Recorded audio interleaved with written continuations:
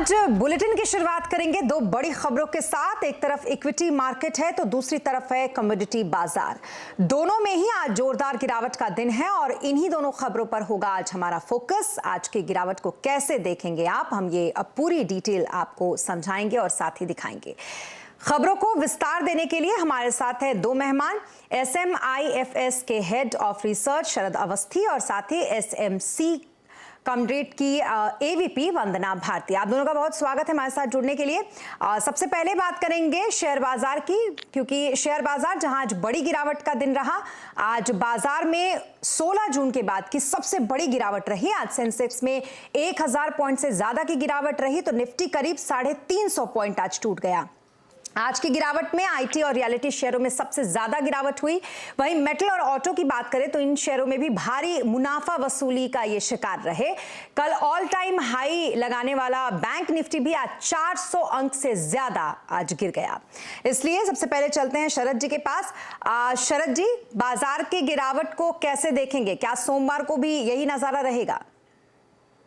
एक आध दिन रह सकता है एट मैक्स मेरे हिसाब से, बट जिस तरीके की स्टीप करेक्शन हमने पिछले 2 दिनों में देखी है, मुझे लगता है कि ज्यादातर पेन एब्जॉर्ब हो चुका है। एट बेस्ट आपको फर्स्ट हाफ में थोड़ी बहुत नर्वसनेस देखने को मिल सकती है, बट सेकंड हाफ ऑनवर्ड्स आपको काफी बढ़िया इंप्रूवमेंट देखने मिलनी चाहिए, क्योंकि वैल्यूएशंस हमारे हिसाब से बाजार में महंगी नहीं है। जी, यानी कि हो सकता है कि आगे आने वाला सोमवार थोड़ा बेहतर हो बाजार के लिए। शरद जी। हाँ जी, बिल्कुल, हम यही उम्मीद कर रहे हैं और हमें लगता है 20 टाइम या 20-20 टाइम आपको एक्सिस्टिंग TTM मल्टीपल पे फ्रंटलाइन इंडेक्स अवेलेबल है और जो ग्रोथ ट्रिगर्स हैं वो बिल्कुल इंटैक्ट हैं।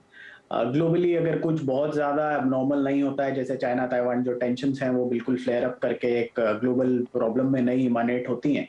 मुझे लगता है तेल की कीमतें भी नीचे आ गई हैं और इन्फ्लेशन अगले 3-6 महीने में ग्रेजुअली ग्लोबली भी और इंडिया में खास करके काफी कम होना चाहिए, तो उसका फायदा हमें मिलेगा जी।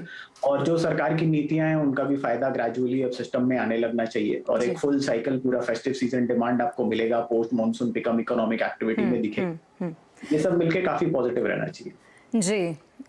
तो आगे, क्योंकि आज सिर्फ शेयर बाजार ही नहीं बल्कि इक्विटी मार्केट के अलावा कमोडिटी मार्केट में भी कोहराम मचा हुआ है। अगले हफ्ते आने वाले फेड की पॉलिसी से पहले सोना 49,000 के नीचे फिसल गया, तो वहीं चांदी में भी जोरदार गिरावट है।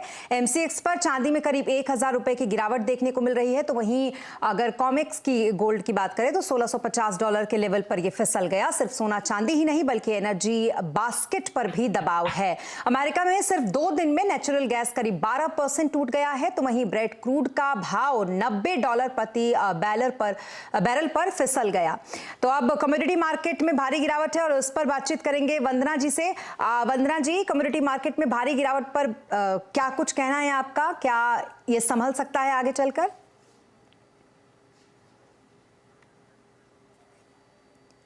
दरअसल आपको बता दें कि क्रूड से लेकर सोने चांदी तक हर किसी का भाव जिस तरीके से टूटा है, ये इसने अपने आप में चिंता बढ़ा दी है। जहां तक बात गोल्ड की है तो ये 49,000 के भाव पर फिलहाल टूट चुका है और इतना नीचे फिसल चुका है। तो वहीं क्रूड भी लगभग 12% के आसपास टूटा है और नेचुरल गैस से लेकर तमाम कमोडिटी सेक्टर का कुछ इसी तरीके का हाल। जहां एक तरफ बाजार ने आज ऐसा हाल दिखाया तो वहीं आज कमोडिटी सेक्टर में भी कोहराम है। वंदना जी हमारे साथ एक बार फिर से जुड़ गई हैं। वंदना जी, सोना 49,000 के नीचे फिसल गया है, खरीद लें या फिर सोना और सस्ता होगा? और उम्मीद है यहाँ पे, क्योंकि अभी तक उम्मीद थी कि 75 बेसिस पॉइंट की जो यहाँ पे लग रहा है कि अब 100 बेसिस पॉइंट तक की भी यहाँ पे बात हो रही है, तो डेफिनेटली हम देखते हैं कि डॉलर इंडेक्स और गोल्ड में नेगेटिव कोरिलेशन है। मेरे ख्याल से $1650 इस पर कॉमेक्स में भी टूटेगा और इंटरनेशनल मार्केट में अगर टूटता है तो घरेलू बाजार में मुझे लगता है कि 48,500 तक सोना यहाँ पे आ सकता है। तो शॉर्ट टर्म में थोड़ा सा अगर हम वेट करें, जो इन्हें फिजिकल बाइंग करनी है उनके लिए अच्छा मौका है यहाँ पे खरीदने का। जो यहाँ पे फ्यूचर्स में करना चाह रहे हैं उन्हें भी यहाँ पे पोजिशनल ट्रेड बन रही है कि करंट मार्केट प्राइस से भी अगर सेल करते हैं तो 48,200 से 48,500 तक की प्राइसेस यहाँ पे मिलेंगी। जी, चलिए, बहुत शुक्रिया शरद जी आपका भी और वंदना जी आपका भी तमाम सवालों का जवाब देने के लिए और कम से कम दर्शकों को ये बताने के लिए कि सोना अगर आपको खरीदना है तो थोड़ा सा और इंतजार कर लीजिए और साथ ही बाजार शायद सोमवार को अच्छा हो। बहुत शुक्रिया आप दोनों का। और अब आगे बढ़ेंगे खबरों में बात और करेंगे SCO समिट की।